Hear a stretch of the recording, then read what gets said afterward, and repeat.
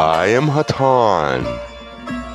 Greetings, my friends, in the love and in the light of our infinite Creator. It is pleasing to be with you, and indeed, it is a benefit to us to be able to share with you the knowledge that we have acquired throughout our existence and through our experience. We, of what has been referred to as the Confederation of Planets, in service to the Infinite Creator, have come to your planet, to this planet that you call Earth, to give unto those who would request our thoughts, or shall we say, guidance and inspiration. We wish only to share with you that which we have to offer upon the intellectual and spiritual realms. We wish not to interfere, nor shall we under any circumstances force our communications or assistance upon any individual. For we are aware of certain laws which cannot be violated without retribution, and one of those is to abide by and allow any individual to choose that which they wish to experience at any time. We simply allow those who would not wish to seek out any form of enlightenment to continue their growth processes. We send them our love, that we interfere not with that which they desire to do. The reason we have come is to offer our assistance, and it is pleasing to us that you have chosen to listen. We of the Confederation have been about your planet for what you would call centuries of time. We have provided intermediaries, you might say, who have come onto your plane of existence and acted as teachers among your peoples. Many of these teachers were greatly misunderstood. Even that one that whom you are so familiar, who bears the name of Jesus. He taught that you are also the children of the Creator that sent him. He taught the concept of oneness and equality of all beings. He demonstrated the abilities of the consciousness of that which you would call super intellect. And as he did so, he informed those about him that it was within their capacities to do likewise. And thus, my friends, is one of the greatest truths which was not comprehended and which has not been utilized or taught in the proper manner throughout the centuries that have passed since he was here. We say to you that it is you, my friends, each one of you on an individual basis, has within you the ability to achieve all that you would desire. You have within you the ability to create that which you desire to experience. You are an extension of that which we call the Creator. You are the Creator's thought patterns projected throughout the infinite universe. You cannot be separated from the Creator, nor can you be separated from one another.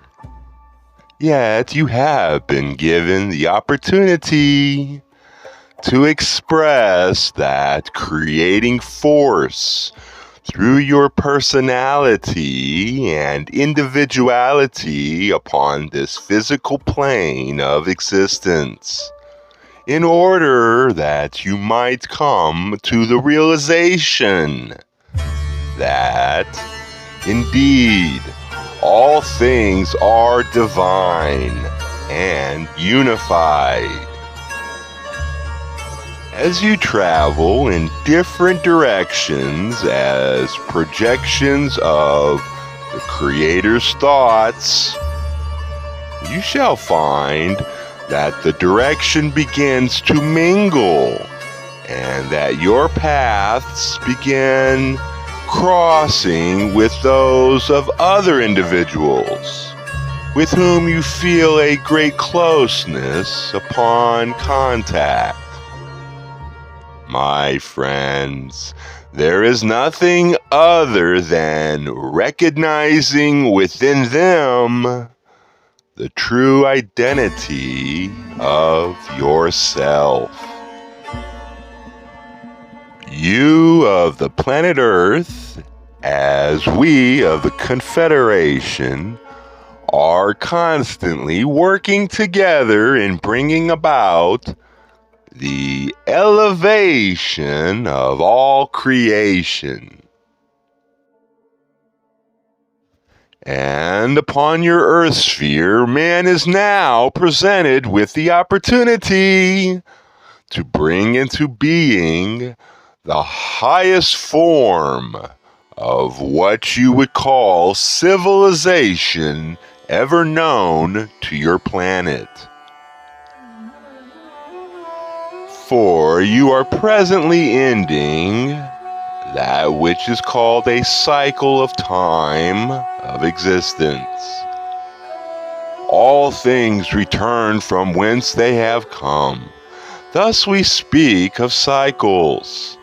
Things flow around within the universe, and yet there are dimensions of physical planes of existence which overlap and which are not recognized by those within them. And thus you can transgress into a cycle of experience of time which you would consider to be of a more elevated nature.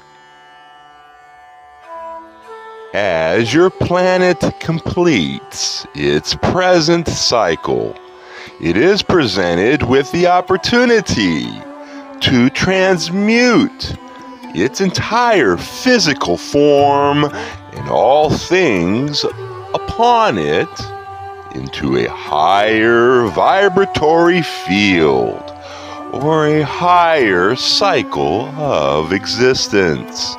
And we say, my friends, that indeed the planet will do so. For by the abuses placed upon it by its inhabitants, planet Earth has earned the right for this opportunity. And you, as an individual, must also earn that right to be transmuted with the sphere that you occupy. And this is done through the process of spiritual evolution, of the raising of consciousness. It is your responsibility to yourself, primarily, and through thyself to the Creator, to seek out that channel of experience which is most fitting to you, and gain the knowledges and the wisdom and understanding that you require to bring about this progression. It is by your efforts that you evolve. Those who do not choose to go on with their, shall we say, paths, shall receive the opportunity to repeat this cycle of experience. And they shall not be aware of what is transpiring. Yet those who seek out the truth, who seek out the Creator within them, shall be aware of all things. Seek, and you shall find. As the Master has said, this is an irrefutable law. Ask, and you shall receive that which you desire. But be careful for what you ask for. My friends, your very thoughts are the creation of your experience. Those thoughts of a negative form, which you may label them, my friends, they shall bring to you that experience. Perhaps cloaked so that you do not recognize it. So be careful. Guard your thoughts. Learn to focus your energies in the proper directions. Learn to think in the proper manner. And learn, most importantly, to go within yourself and achieve the union which is of necessity with that portion of the Creator's consciousness that lies within your being. You are the perfect manifestation of that which you have chosen to be, and you possess the power to function properly or improperly. It is your choice. It is your evolution. It is your experience. And it is yours to do with as you would choose. Consider these thoughts. Consider your present position. Consider what it is that you desire to do, and by all means set forth the energies and achieve them, for it is your birthright to have that which you desire. My friends, to accomplish that which you wish to do, to gravitate, shall we say, upward on the spiritual path may seem many times to be a very great effort. And we say to you that your will and your desire and your efforts are all important. We cannot repeat too often to you, for truly you will get what you desire. Therefore, desire carefully and constantly. We wish to assure you, however, that it is not expected or at all natural that the effort alone will give you wisdom. For mankind can work and work, but without the spirit, the soul that is within him, that is his higher self, and that is the spark of the Creator, he will achieve nothing but weariness. And many who have beaten their heads against the wall, seemingly hopelessly, have become heartbroken and convinced that there is no Creator and that there is no reason for living, and there is no hope beyond the present physical existence. Effort is the only seed, my friends. The fruition comes in meditation. The fruition comes when, in your desire, you stop talking and begin listening. Truly, those upon your planet are understandably bad at listening, for your physical ears are beset day and night by noise and more noise, and most of it not at all important on any level. Therefore, in order to protect yourself from this constant noise, you yourselves are constantly thinking, constantly generating a defensive wall of selfhood. But, my friends, as long as you are thinking and talking, you cannot contact that wisdom that is within you, that is sleeping. You may meditate for a long time before you feel consciously that you have contacted wisdom.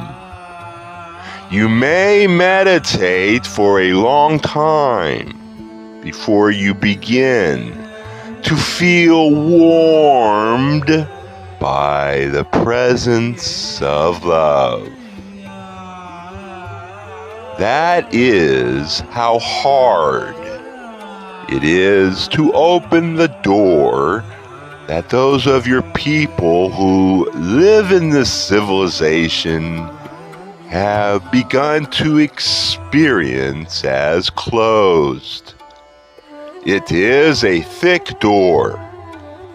Many of your people do not even believe that such a door exists, and that beyond it there is a reality. So we say to you, seek, and then in your seeking, meditate. The great secret to, shall we say, getting out of the rat race is to realize that you and only you are responsible for yourself.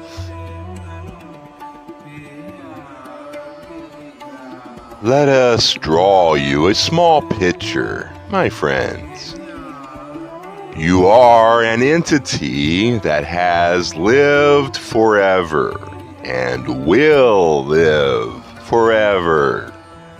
You are whole, and you have a form that has been building and shaping itself.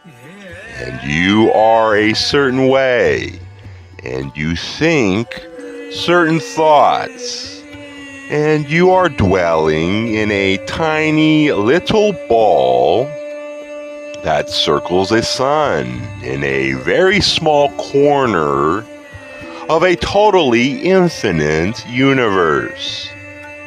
And you are in a classroom that is much like a circus, with many things to see and many things to behold. And you are observing and you're attempting to learn. People may have attempted to tell you that this is a perfect world and that all things are of love. And you have said, how can that be? There are horrible things in this world and they are not of love. Both are true, my friends. Your illusion is made up of many vices, some of which are so strongly on the negative side that in them exist the thought forms of what you call Satan. You know, and you have felt horror and despair at the more negative of those things that those upon your planet do to others and to themselves. This is your classroom, my friends, and we say to you that the energy that created all of these negative thoughts was originally love. And those who were conceived in love by their free will have chosen to separate themselves into thoughts that are not of love, but are dark shadows across the face of love.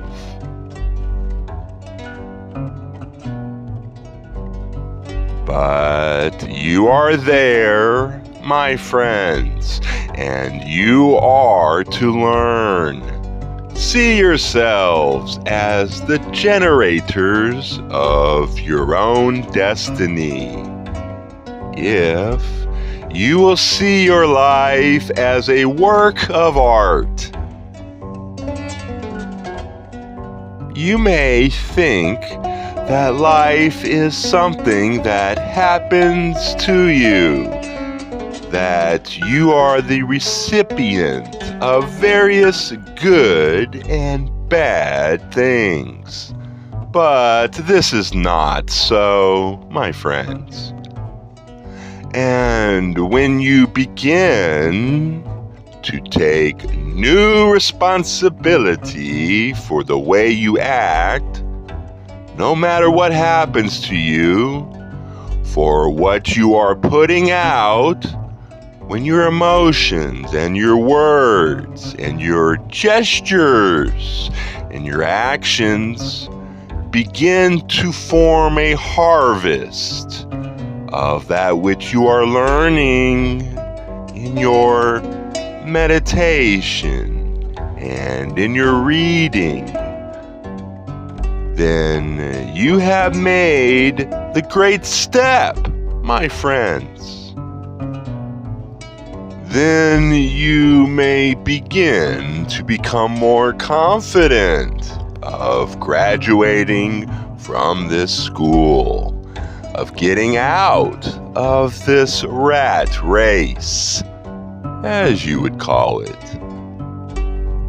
When you leave your physical form, as you all will, and when you look back, you will see this life that you have lived just as you would see a work of art. And you will see whether you have written badly or well. It matters not if you make mistakes. You can but learn. And each attempt to show what you have learned will sound a chord within your life stream that is very sweet.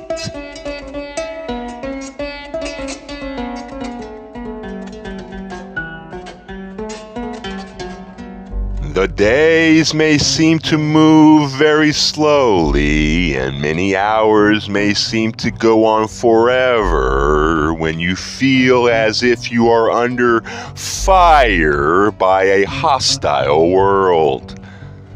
But your life is short, my friends.